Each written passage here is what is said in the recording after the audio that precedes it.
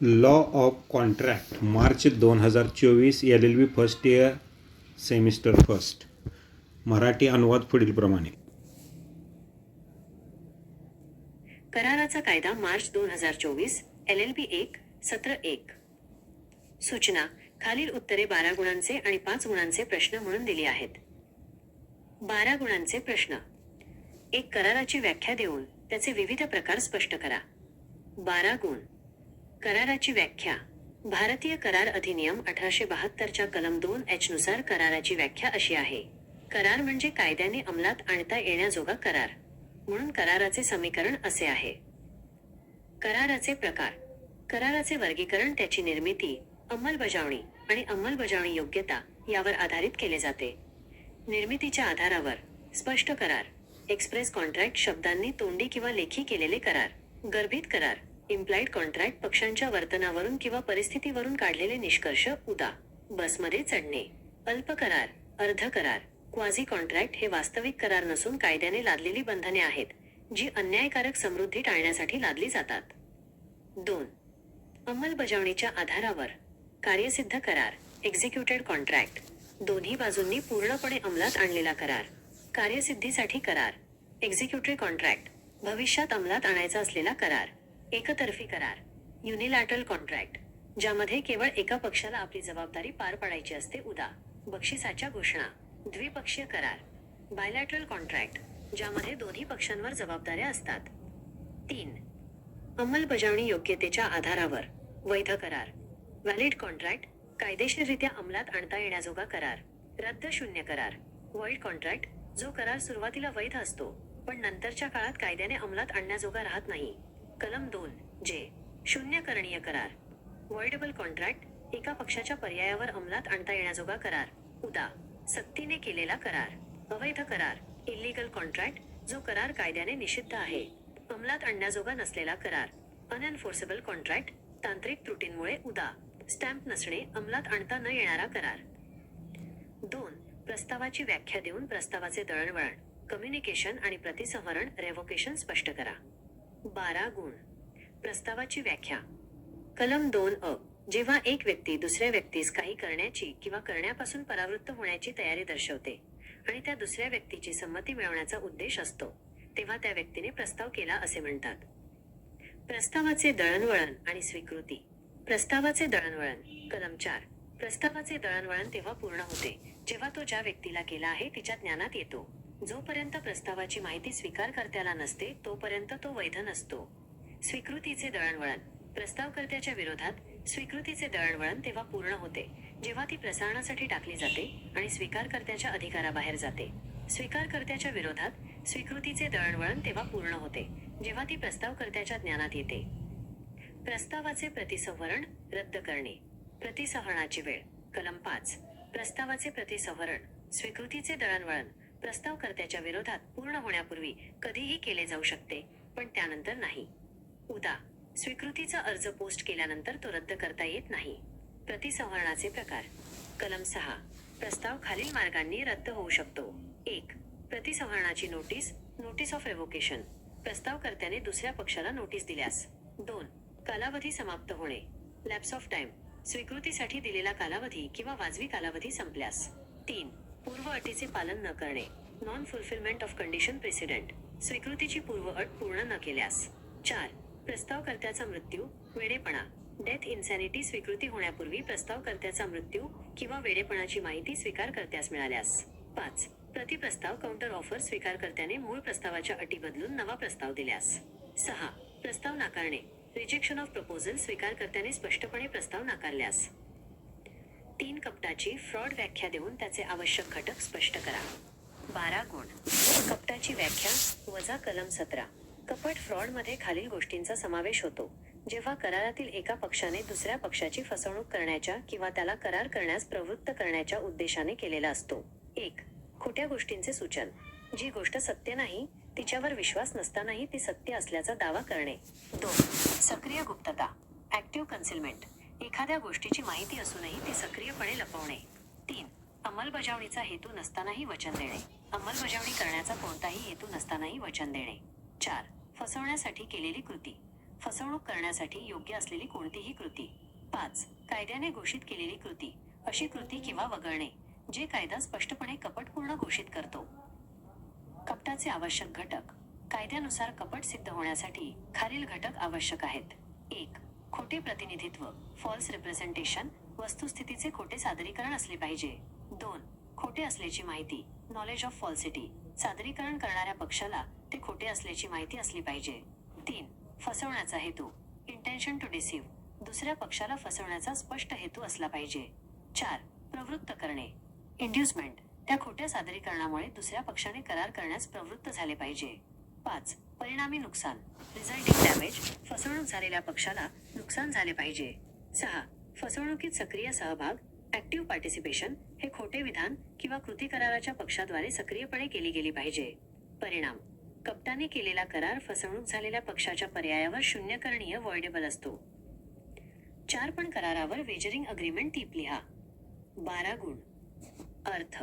पण करार म्हणजे एक करार ज्यात दोन पक्ष अनिश्चित भविष्यातील घटनेच्या घडण्यावर किंवा न घडण्यावर पैज लावतात आणि त्या घटनेनुसार एक पक्ष दुसऱ्या पक्षाला पैसे किंवा मौल्यवान वस्तू देण्याचे मान्य करतो. हा मूलतः एक जुगार आहे. वैशिष्ट्ये. 1. नफा किंवा तोट्याची समान संधी. घटनेवर दोन्ही पक्षांना जिंकण्याची किंवा हरण्याची संधी असली पाहिजे. 2. अनिश्चित घटना.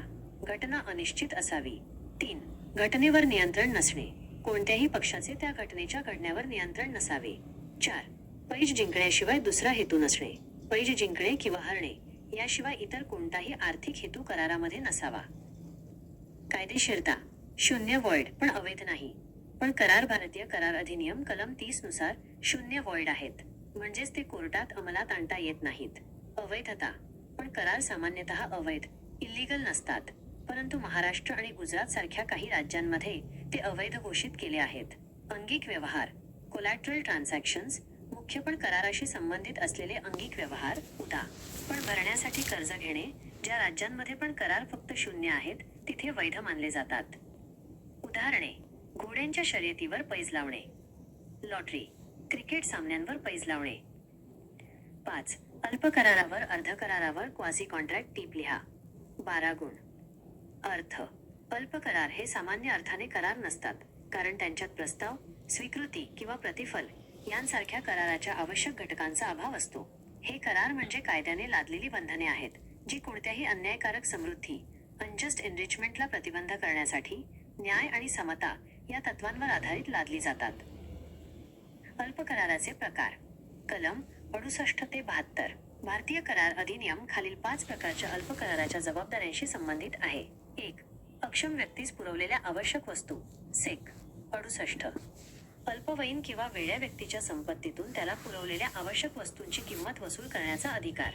2. हित असलेल्या व्यक्तीला भरपाई, सेक. 69.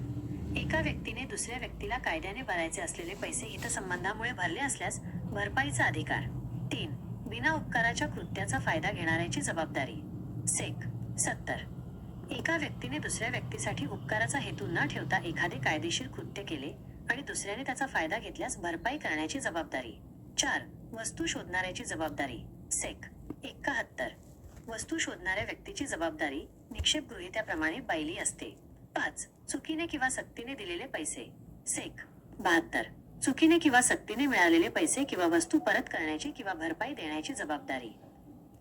6. शासकीय करारासाठीची घटनात्मक तरतुदी आणि प्रक्रियात्मक आवश्यकता स्पष्ट करा. 12 गुण. घटनात्मक तरतुदी. अनुच्छेद 299. शासकीय सरकारी करारांसाठीची प्रमुख तरतूद भारतीय संविधानाच्या अनुच्छेद 299 मध्ये आहे, जी खालील अनिवार्य अटी ठेवते. 1. कराराचे स्वरूप. संघ किंवा राज्याच्या कार्यकारी अधिकाराचा वापर करून केलेले सर्व करार राष्ट्रपतीच्या प्रेसिडेंट किंवा राज्यपालाच्या गव्हर्नर नावाने स्पष्टपणे व्यक्त केले पाहिजेत. 2. अंमलबजावणी. करार अधिकृत व्यक्तीद्वारे आणि निर्धारित पद्धतीने अंमलात आणला गेला पाहिजे. 3. परिणाम. या घटनात्मक आवश्यकतांचे पालन न केल्यास तो करार शून्य, वॉइड आणि कायद्याने अंमलात आणण्याजोगा नसतो. प्रक्रियात्मक आवश्यकता. घटनात्मक तरतुदींव्यतिरिक्त शासकीय करारांमध्ये सार्वजनिक जबाबदारी आणि पारदर्शकता सुनिश्चित करण्यासाठी खालील प्रक्रिया पाळल्या जातात. 1. निविदा प्रक्रिया, टेंडर प्रोसेस. करार साधारणपणे वाजवी आणि पारदर्शक निविदा प्रक्रियेद्वारे उदा. खुली निविदा, मर्यादित निविदा दिले जातात. 2. मंजुरी आणि तपासणी. Approval and waiting. अंमलबजावणी करण्यापूर्वी सक्षम आर्थिक आणि कायदेशीर प्राधिकरणाकडून करारास मंजुरी आणि तपासणी आवश्यक आहे. 3. सक्षम अधिकाऱ्याद्वारे अंमलबजावणी. करारावर स्वाक्षरी करणाऱ्या अधिकाऱ्यास अधिकृत केलेला असणे आवश्यक आहे. 4. भेदभाव नसणे. अनुच्छेद 14. कराराची प्रक्रिया संविधानाच्या अनुच्छेद 14 समानताचे पालन करणारी, निष्पक्ष आणि भेदभाव नसणारी असावी. 5. पारदर्शकता आणि निष्पक्षता. ट्रान्सपेरन्सी आणि फेअरनेस. संपूर्ण प्रक्रियेत पारदर्शकता आणि निष्पक्षता राखणे आवश्यक आहे. 6. आर्थिक नियमांचे पालन. GFR सामान्य वित्तीय नियम, GFR सारख्या वित्तीय नियमांचे पालन करणे आवश्यक आहे. 7. विशिष्टपणे अंमलात आणता येणाऱ्या करारांची चर्चा करा. 12 गुण.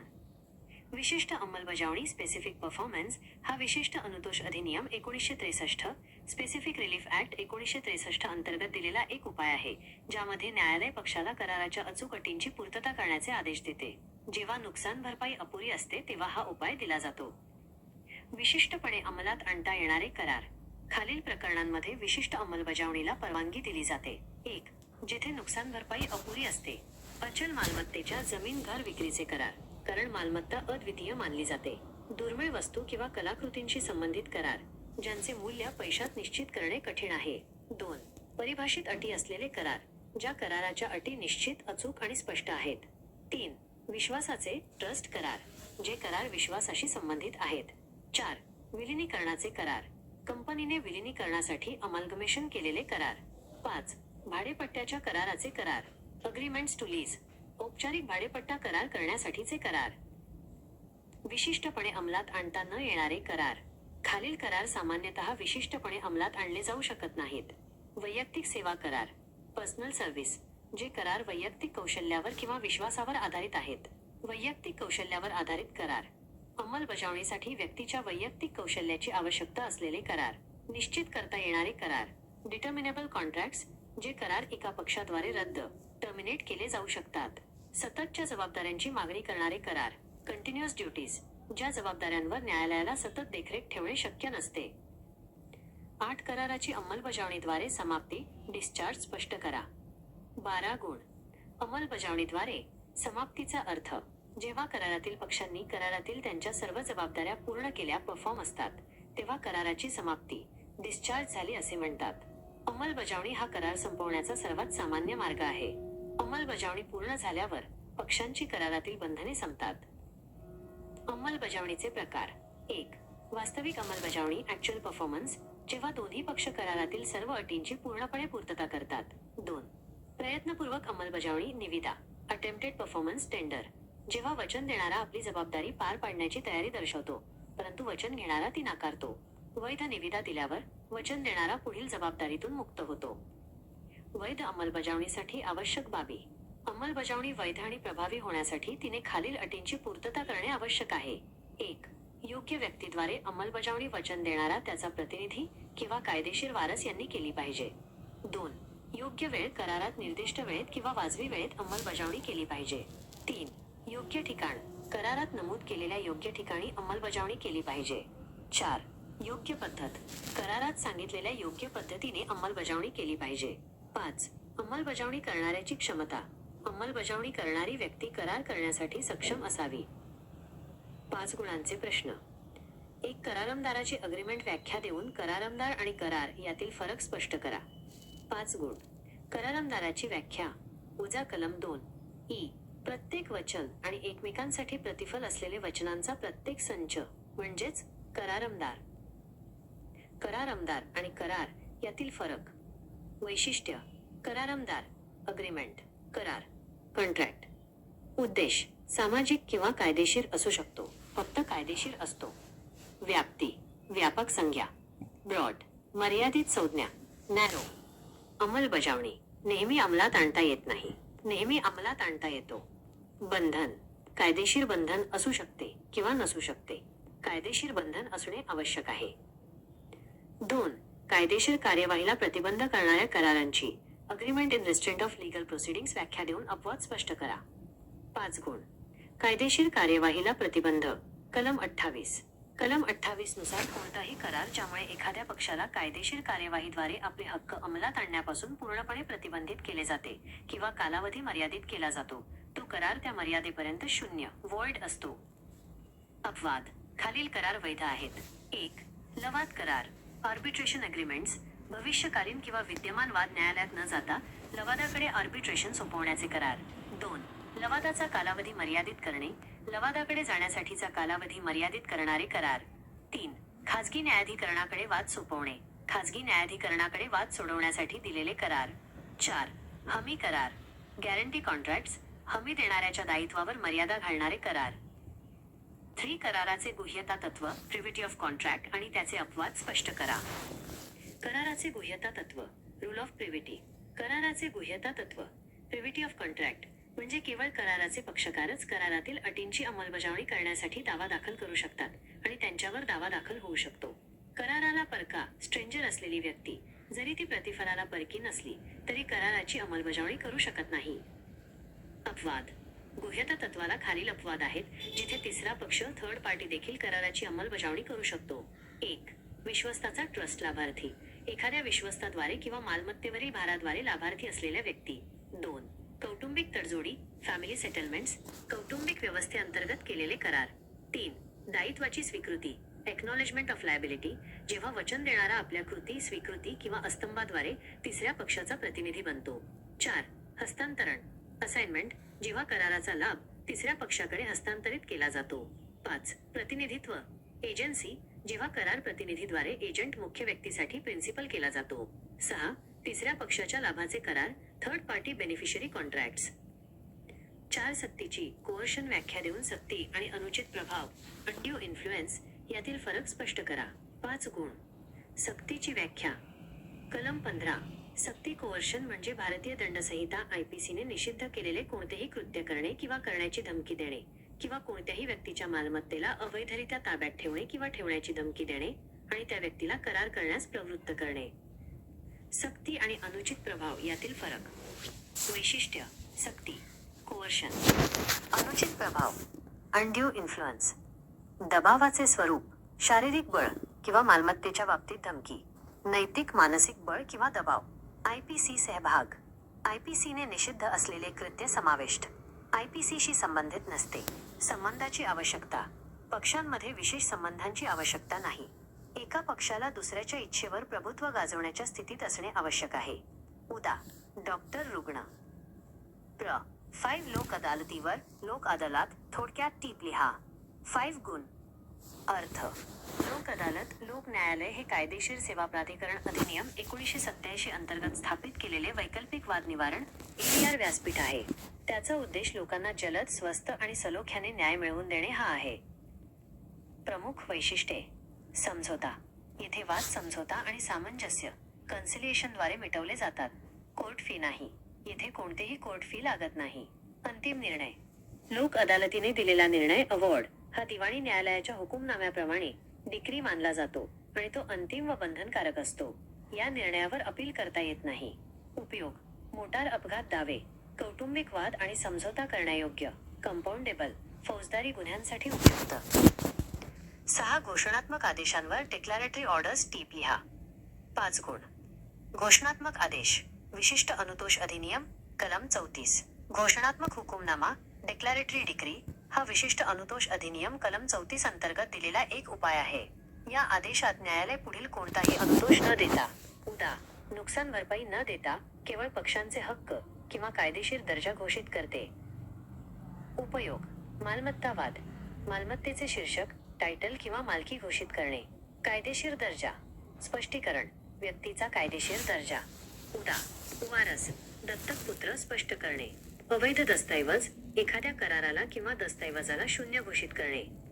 हा आदेश तेव्हाच दिला जातो जेव्हा प्रतिवादीने दावेदाराचे हक्क किंवा कायदेशीर दर्जा नाकारला किंवा वादग्रस्त केला आहे. Law of contracts, March 2024, LLB1 SEM1. Here are the answers to the 12 mark and 5 mark questions based on the provided text, formatted for clarity. 12 mark questions. Q.1. Define contract and explain various kinds of contract. 12 marks. Definition of contract. According to Section 2H of the Indian Contract Act, 1872, a contract is defined as, a contract is an agreement enforceable by law. Thus, the fundamental equation for a contract is. Kinds of contracts. Contracts are classified into different types based on their formation, performance, and enforceability. 1. On the basis of formation, express contract. Contracts made by words, which may be spoken, oral, or written. Implied contract. Contracts inferred from the conduct of the parties or the circumstances of the case, e.g., boarding a bus implies an agreement to pay the fare. Quasi-contract. Not actual contracts but obligations imposed by law to prevent unjust enrichment. 2. On the basis of performance, executed contract. A contract where both parties have fully performed their respective obligations.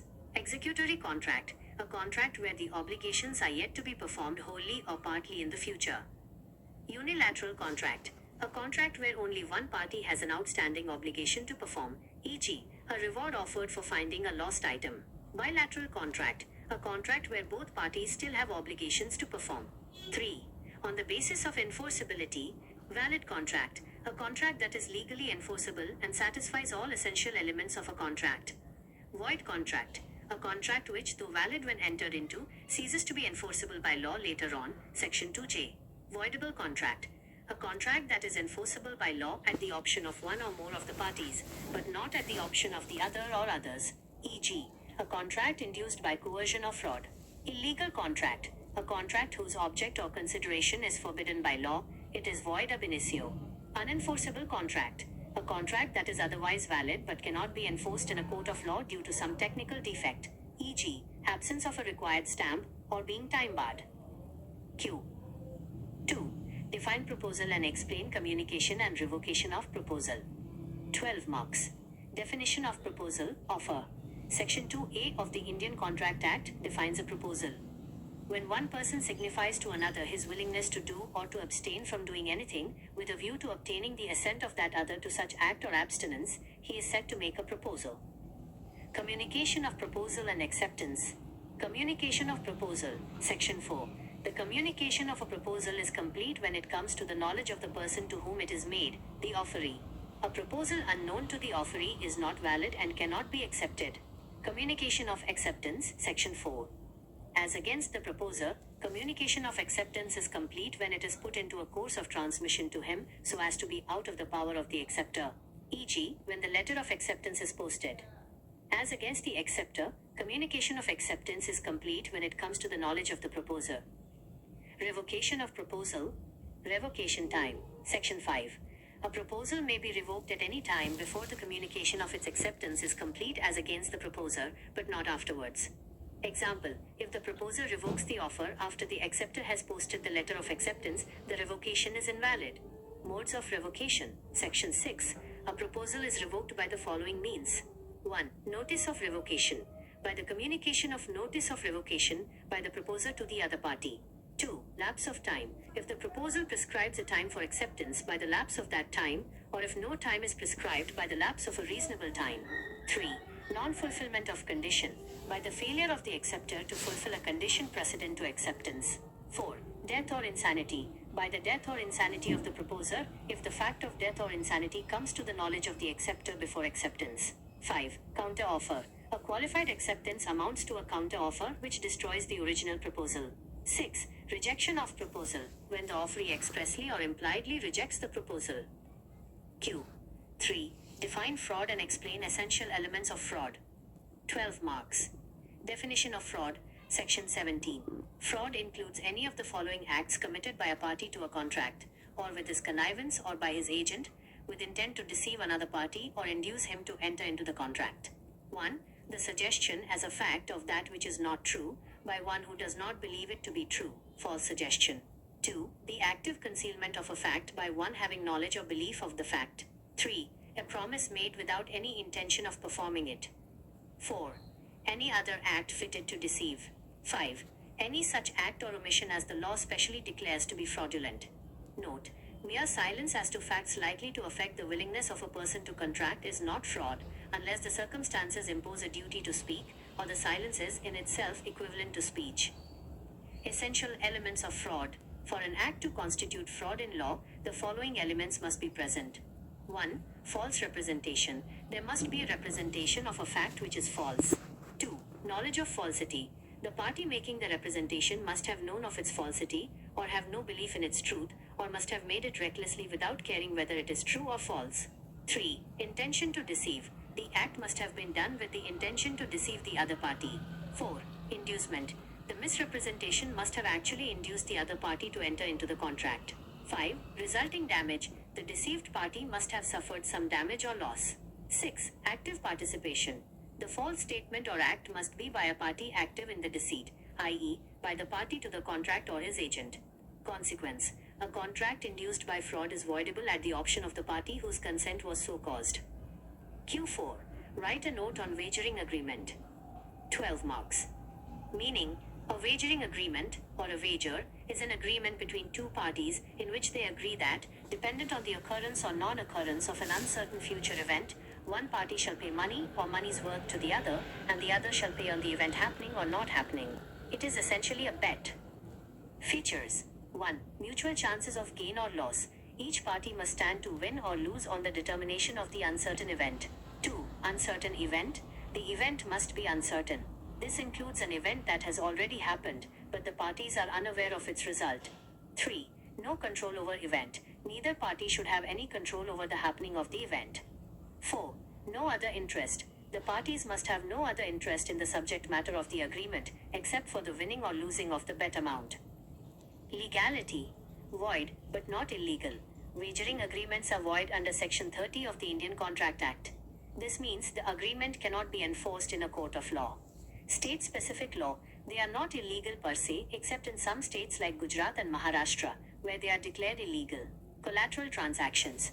Collateral transactions, agreements related to but independent of the main wager, are generally valid, except in states where the wagering agreement itself is illegal. Examples: betting on which horse will win a horse race. Agreements for lottery prizes, subject to specific regulations. Betting on the outcome of a cricket match. Many forms of online gambling fall under this category. Q5. Write a note on quasi-contract. 12 marks. Meaning, quasi-contracts are not contracts in the usual sense, as they lack the essential elements of a contract like offer, acceptance and consideration. They are obligations imposed by law on a person, irrespective of any agreement, to do justice and prevent unjust enrichment at the expense of another. They are based on the principle of equity, justice and good conscience. Types of quasi-contracts, Section 68 to 72. The Indian Contract Act deals with 5 types of quasi-contractual obligations. 1. Supply of necessaries, Section 68, a claim for reimbursement from the property of a person incapable of entering into a contract, like a minor or a person of unsound mind, or anyone whom he is legally bound to support, for necessaries supplied to them. 2. Payment by an interested person, Section 69. A person who is interested in the payment of money, which another is legally bound to pay, and who therefore pays it, is entitled to be reimbursed by the other. 3. Obligation of person enjoying benefit of non-gratuitous act, Section 70, where a person lawfully does something for another person, or delivers something to him, not intending to do so gratuitously, and the other person enjoys the benefit, the latter is bound to make compensation. 4. Responsibility of finder of goods, Section 71. A person who finds goods belonging to another and takes them into his custody is subject to the same responsibility as a bailee. 5. Money paid by mistake or coercion, Section 72. A person to whom money has been paid or anything delivered by mistake or under coercion must repay or return it. Q6. Write constitutional provisions and procedural requirements of government contract. 12 marks. Constitutional provisions, Article 299. The authority for government contracts in India is primarily derived from Article 299 of the Constitution of India, which lays down mandatory requirements. 1. Nomenclature. All contracts made in the exercise of the executive power of the Union or a state must be expressed to be made by the President for the Union or by the Governor for the state. 2. Execution. The contracts must be executed by such person and in such manner as the President or Governor may direct or authorize. 3. Formal execution. The contract must be a formal written agreement. Effect of non-compliance. A contract that fails to comply with the mandatory provisions of Article 299, 1, is void and cannot be enforced by or against the government.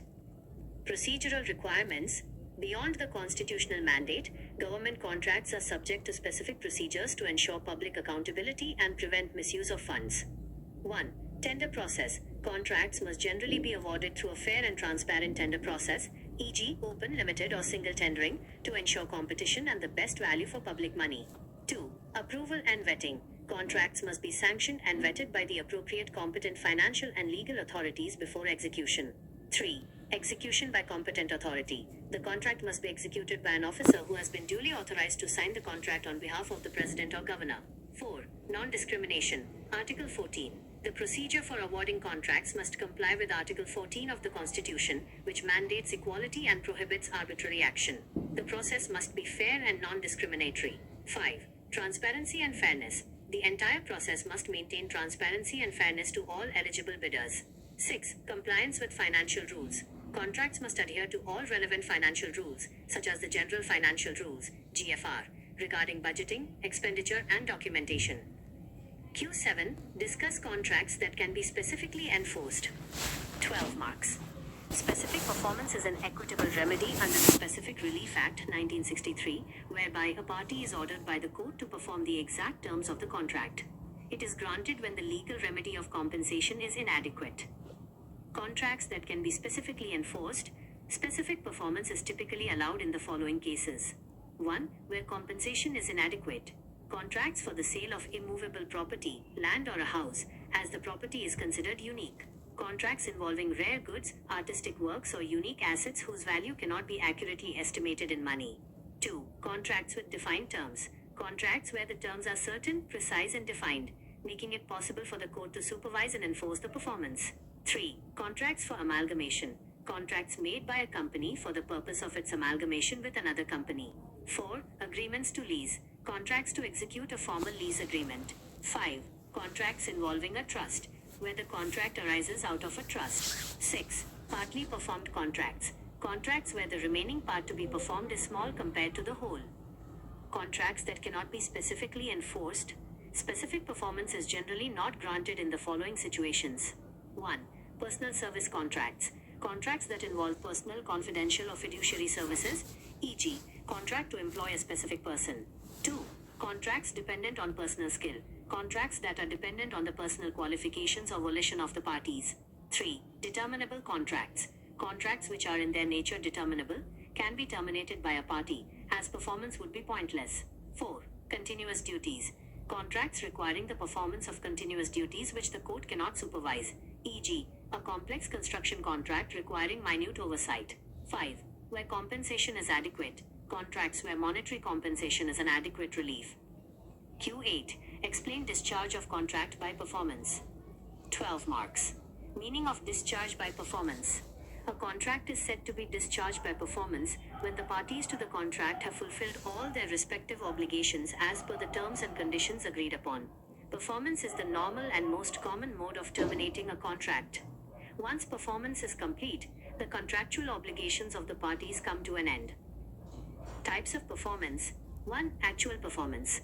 This occurs when both parties fully and precisely perform all the promises agreed upon in the contract. 2. Attempted performance. Tender. This happens when the promisor offers to perform their obligation, but the promisee refuses to accept the performance. A valid tender of performance discharges the promisor from further liability provided the tender was made correctly. Essentials of valid performance. For performance to be valid and effective, it must conform to the following essentials. 1. By proper person. Performance must be done by the promisor, his agent, or his legal representative, unless the contract requires personal skill. 2. Proper time. Performance must be rendered within the time specified in the contract, or within a reasonable time if none is specified. 3. Proper place. Performance must be offered at the proper place stipulated in the contract. 4. Proper manner. Performance must be made in the proper manner as prescribed or intended by the contract. 5. Competency of performer. The performing party must be of a competent age, sound mind. Though this applies more to formation, performance must still be validly executed. Who can perform? A contract may be performed by the promisor himself, especially where personal skill is involved, the promisor's agent, the promisor's legal representative, in case of the promisor's death, unless the contract is for personal service, a third party, if the promisee accepts performance from them. 5-mark questions. Q.1. Define agreement and distinguish between agreement and contract. 5 marks. Definition of agreement. Section 2E of the Indian Contract Act defines an agreement as every promise and every set of promises forming the consideration for each other. An agreement essentially requires a proposal, offer, and its acceptance. Difference between agreement and contract. Feature: agreement. Contract. Scope. Broader term includes social, moral, and legal promises. Narrower term, only legally enforceable agreements. Nature: may be social or legal in nature. Must be legal in nature.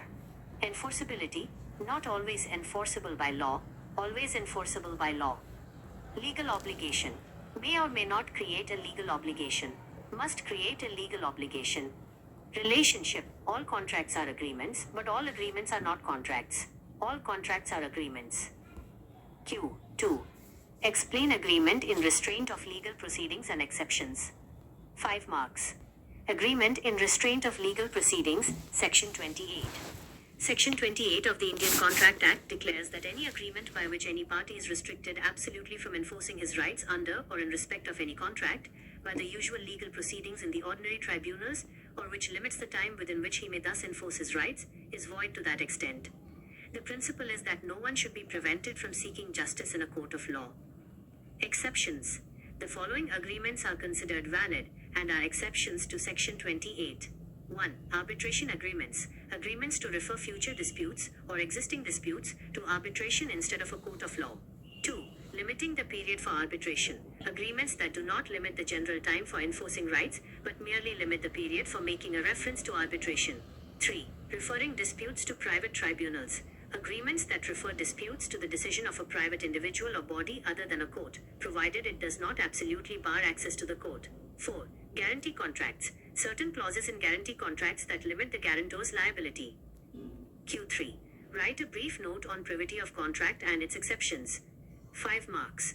Rule of privity of contract. The rule of privity of contract states that a contract is a private relationship between the parties who enter into it.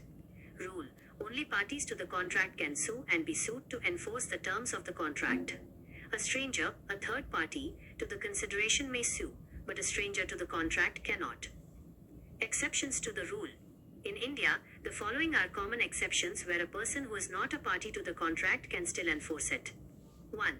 Beneficiary of a trust or charge. A beneficiary under a trust or a person in whose favor a charge or other interest in property has been created. 2. Family settlements. Provisions made for a member of the family on marriage or for maintenance under a family arrangement. 3. Acknowledgement of liability, where the promisor, by his conduct, acknowledgement or estoppel, becomes an agent of the third party. 4. Assignment, where the benefit of a contract is assigned, transferred, by one party to a third party. 5. Agency, where the contract is entered into by an agent on behalf of the principal. 6. Covenants running with land. A person who purchases land with notice that the owner is bound by certain duties created by a contract affecting the land is bound by them. Q. 4. Define coercion and distinguish between coercion and undue influence. 5 marks. Definition of coercion, Section 15. Coercion is the committing or threatening to commit any act forbidden by the Indian Penal Code, IPC, or the unlawful detaining or threatening to detain any property to the prejudice of any person whatever, with the intention of causing any person to enter into an agreement. Distinction between coercion and undue influence. Feature: coercion, Section 15. Undue influence, Section 16. Nature of pressure. Involves physical pressure or threats related to the body or property. Involves moral or mental pressure due to a special relationship. Act involved. Relates to an act forbidden by the Indian Penal Code, IPC, or unlawful detention of property. Does not necessarily involve an act forbidden by the IPC. Relationship. Parties need not be related by any special fiduciary relationship. Requires a relationship where one party is in a position to dominate the will of the other. Enforceability. Contract is voidable at the option of the coerced party. Contract is voidable at the option of the dominated party. Q5. Write a brief note on Lok Adalat. 5 marks. Meaning: Lok Adalat, People's Court, is an alternative dispute resolution (ADR) forum established under the Legal Services Authorities Act, 1987. Its aim is to provide a speedy, cheap, and amicable method of settlement for legal disputes. Key features: voluntary forum. It is a voluntary forum where disputes are settled through compromise and conciliation. No court fee. There is no court fee for the parties, and if a case is pending in court, the fee paid is refunded upon settlement in the Lok Adalat. Finality of award. The award passed by a Lok Adalat is deemed to be a decree of a civil court and is final and binding on the parties. No appeal lies against it. Jurisdiction. It can deal with cases pending before a court or any matter which is falling within the jurisdiction of the court and is not yet brought before it. Suitable cases. It is particularly useful for matters like motor accident claims, family disputes, labor disputes, and compoundable criminal offences. Q6. Write a note on declaratory orders. 5 marks. Declaratory orders. Section 34, Specific Relief Act, 1963. A declaratory decree or order is a non-coercive remedy provided under Section 34 of the Specific Relief Act 1963. It is an order by which the court declares the existing rights or legal status of the parties without granting any further consequential relief, like compensation, injunction, or specific performance. Purpose and use. 1. Clarification of rights. It is primarily used to clarify a doubt or controversy regarding a party's legal character or right to property. 2. No consequential relief. The plaintiff must sue for a mere declaration of right and not be in a position to ask for any further relief, or should seek the further relief if entitled to it. 3. Examples of use. Property disputes. Declaring the title or ownership of immovable property. Legal status clarification. Declaring the legal status of a person, e.g., as the legal heir, adopted son or husband-wife. Setting aside void instruments. Declaring an instrument, like a contract or will, to be void. The court has the discretion to grant a declaratory order, which must be based on the applicant showing a legal character or a right to property which has been denied or disputed by the defendant.